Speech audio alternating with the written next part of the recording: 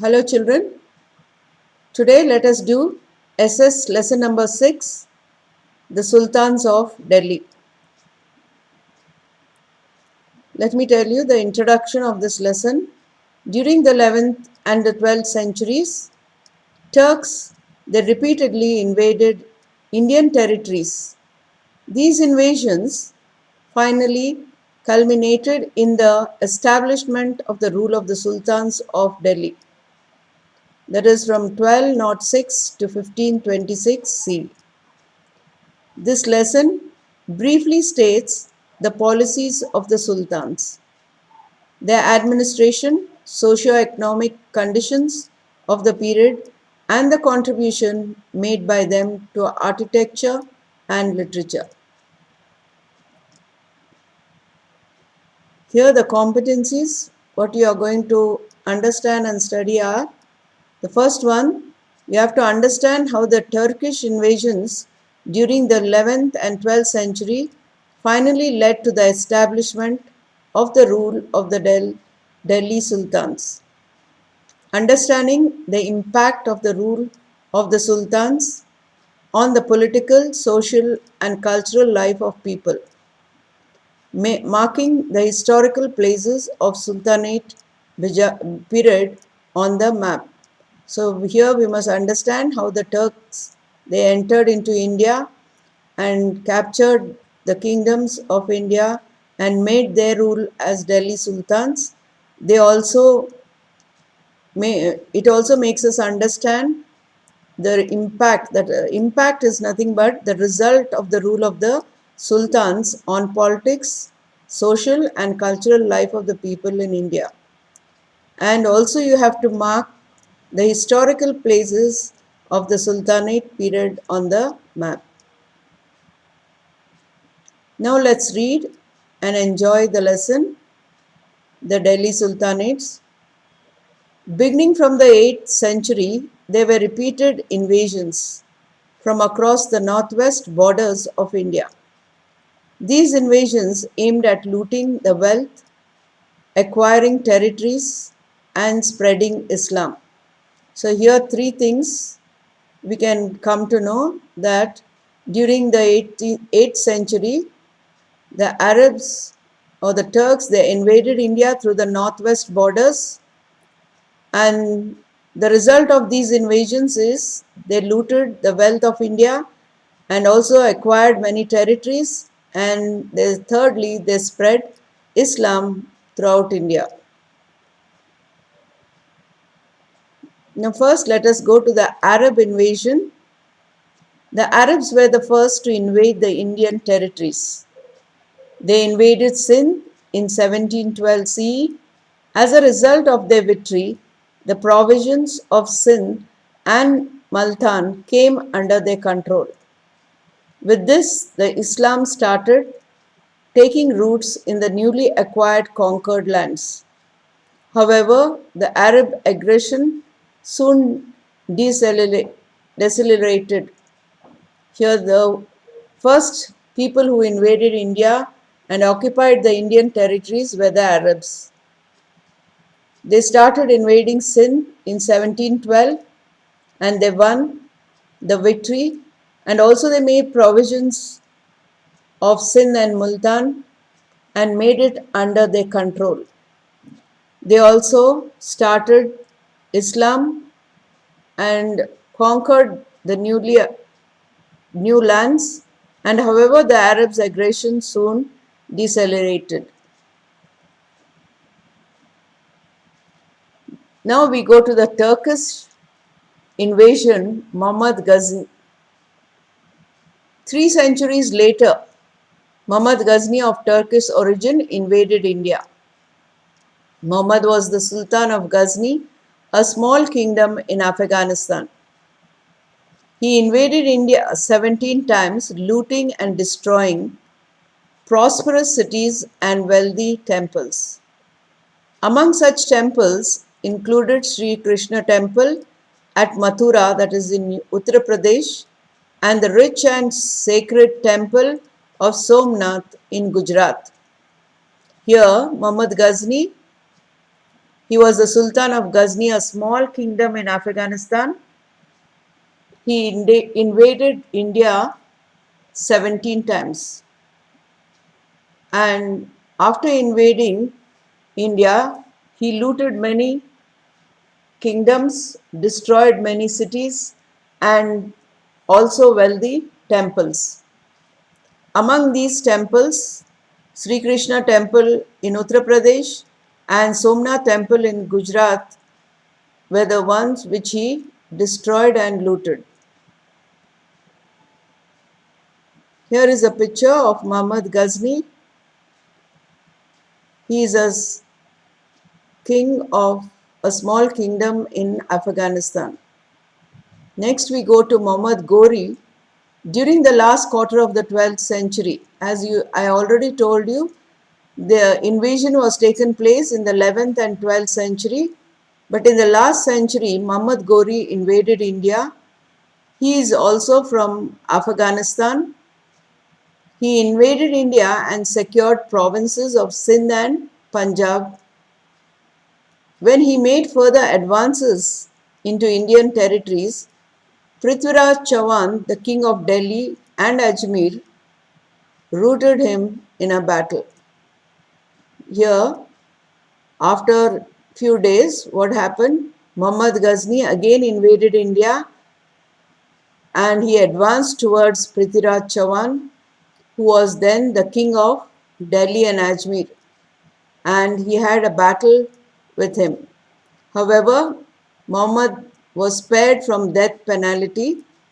The next year, Muhammad came to India and fought with Prithviraj and defeated him. So Muhammad ordered him to be killed. Delhi came under the control of Muhammad Ghori. Before returning to Afghanistan, he transferred the conquered territories to his general by name Qutbuddin Aibak. Aibak started ruling as the Sultan of Delhi. So before Muhammad goes back, that is Muhammad Ghori goes back to Afghanistan, he transferred all the territories which he conquered to his general by name Qutbuddin Aibak. And this Aibak started ruling and became the Sultan of Delhi. Here you can see Muhammad Ghori, who is also from Afghanistan. Now let us begin with the slave dynasty. Qutbuddin was the first Sultan of Delhi. He had originally been a slave and hence the dynasty founded by him is known as the slave dynasty. The slave, the Khilji, the Tughlaq, the Sayyid and the Lodi are the five dynasties who ruled Delhi. He strengthened the Turkish rule in India by defeating his enemies. To mark his victory, he started constructing Qutub Minar at Meherlu near Delhi. Later, it was completed by Sultan Iltutmish. Here, children, let me make you understand. The first Sultan of Delhi was Qutbuddin. He was a slave and hence his dynasty founded by him is known as slave dynasty. There were five dynasties which ruled Delhi, that is the slave dynasty, the Khilji, the Tughlaq, the Sayyid and the Lodi. Qutbuddin strengthened the Turkish rule in India by defeating his enemies. He started constructing Qutub Minar at Meheroli near Delhi. And this Qutub Minar was completed by the Sultan Iltutmish. Let me continue. The only female ruler during the Sultanate period was Razia. A daring sultana, she dispensed justice in the royal court. She dressed herself as a man and led army in the battlefield. Intolerant of woman's rule, the nobles rebelled and killed her. So here, among the Sultanate period, the only female was Razia, who ruled Delhi. She was a daring lady and she dispensed justice in the royal court. She was a lady who dressed up like a man and led the army in the battlefield. But the nobles did not tolerate the woman rule in Delhi, so they killed her. Here is Kutubuddin Aibak picture. Qutub Minar in Delhi was constructed by him. Later it was completed by Sultan Istahmis. The second dynasty after the slave dynasty is the Khilji dynasty. After the slave dynasty, the Khilji dynasty came into power. Alauddin Khilji was the strongest of all the sultans of Delhi. His rule was based on military power. Here, the Sultan dynasty was started by Alauddin Khilji, who was the strongest of the sultans of Delhi, and his power was based on the military. Let us see some of his policies which he introduced. Policies are nothing but reforms. Alauddin introduced several reforms in administrative, military, and economic fields. He regulated the prices of goods commonly consumed. He banned consumption of liquor and gambling in Delhi. The guilty were severely punished. So, as we know, he introduced several reforms, that is administrative, military, and economic fields. He also regulated the prices of goods which they used commonly. He banned consumption of liquor and gambling in Delhi.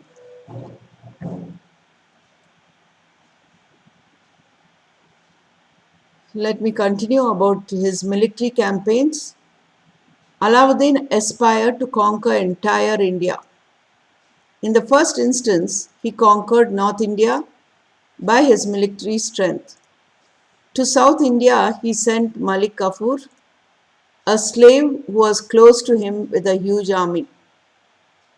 Malik Kafur invaded the four major kingdoms of the South India and looted their capitals. Malik Kafur continued his military march, proceeded up to Rameshwaram. All along the route, his army destroyed several places of worship and looted wealth. Never before had such a huge quantity of wealth of South India flowed to Delhi. Alauddin patronized Amir Khusru, Amir Hassan, and other Persian poets. He built a new fort in Delhi known as Siri.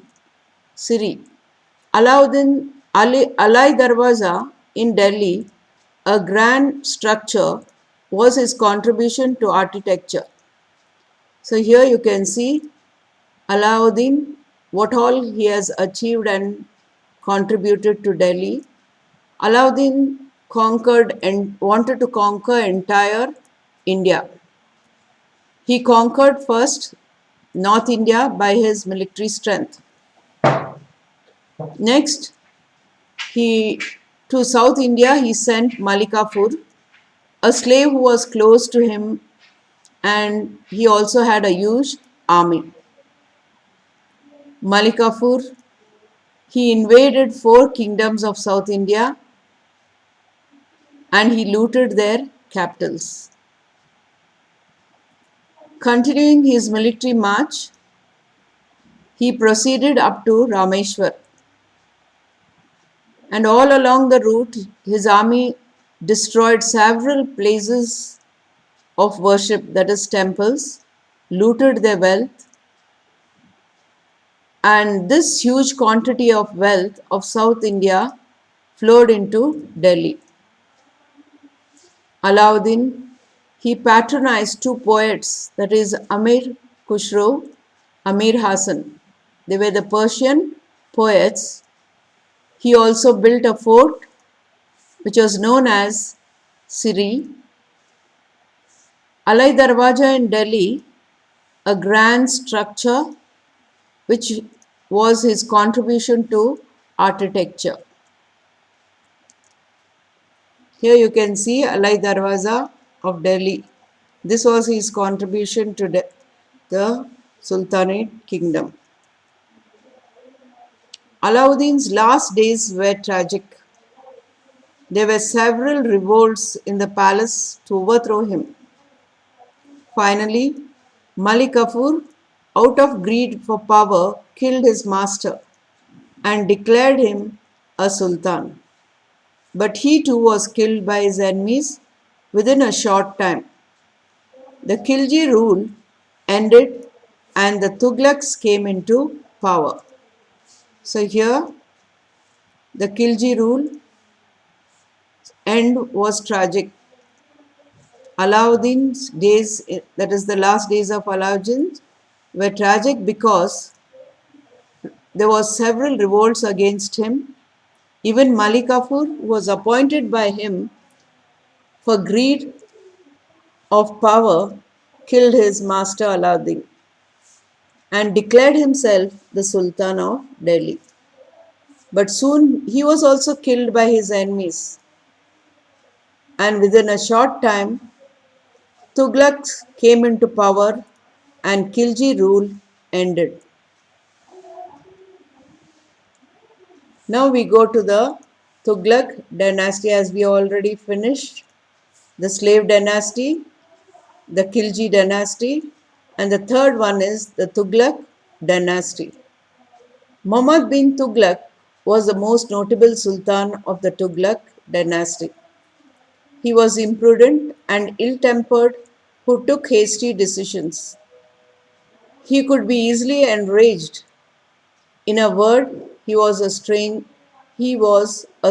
character. See here, Muhammad bin Tughlaq, he was imprudent, he was ill-tempered, and he was a person who took hasty decisions. Though he was a most notable sultan of Tughlaq dynasty, he could be easily enraged. In a word, we can say he was a strange character. Let me continue with his administrative experiments. Transfer of capital first. To improve the functioning of the administration, he undertook several experiments.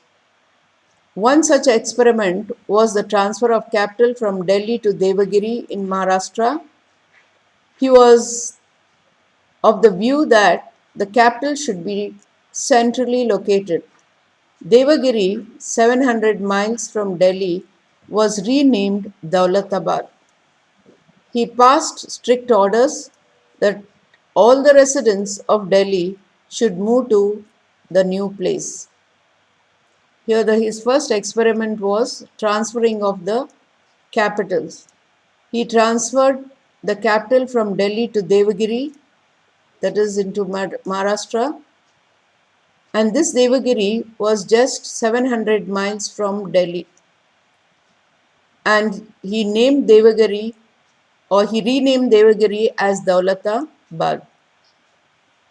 And he also passed strict orders that all the residents from Delhi should move to this new place, Devagiri. The residents of Delhi, who were forced to leave their homes, faced untold miseries in the course of their journey to a far-off place in the south. A large number of them died on their way. Anyway, after shifting the capital, he realized that he had committed a grave mistake. So he ordered reshifting of the capital and the people to Delhi. However, only a few people survived to return to Delhi. So when he was trying his experiment of shifting the capitals, from Delhi to Devagiri and from Devagiri to Delhi, many people lost their lives, and he said that he had committed a grave mistake by sifting and resifting of the capitals. And many people, when they were sifting, only many died and only a few survived and returned to Delhi. The next thing what he took up was issue of token coins. Another reform of Muhammad was that he issued copper coins in place of silver coins with the same face value. But he failed to pass order that only the government had the authority to mint copper coins. Consequently, people themselves began to mint copper tokens. This resulted in the devaluation of coins. Finally, he abolished the use of copper coins. He exchanged the silver coins for copper coins. So his next reform after the sifting of the capitals was the issue of token coins. Yes, and in this also he failed because he did not pass the order of the government, and consequently people themselves began to mint copper coins. As a result, what happened? It resulted in devaluation of the coins. He abolished the use of copper coins and he exchanged the silver coins for copper coins finally. The treasury was empty. He was deceived by the people. This experiment proved a great failure and weakened the financial condition of the state. The government could not meet the demand for silver coins in exchange for token coins. Discontented by Muhammad's rule, people revolted.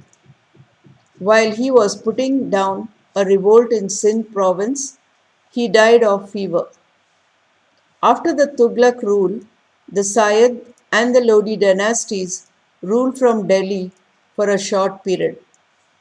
The last Lodi ruler, Ibrahim, was defeated in the Battle of Panipat by Babur, who laid the foundation of the Mongol rule.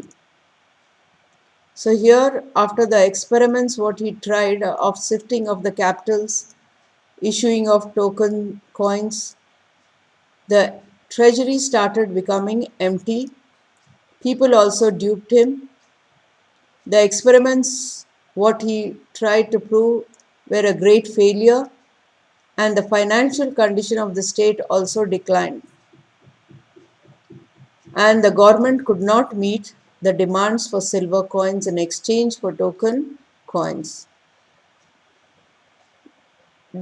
All the people were discontented with his rule and they revolted against him.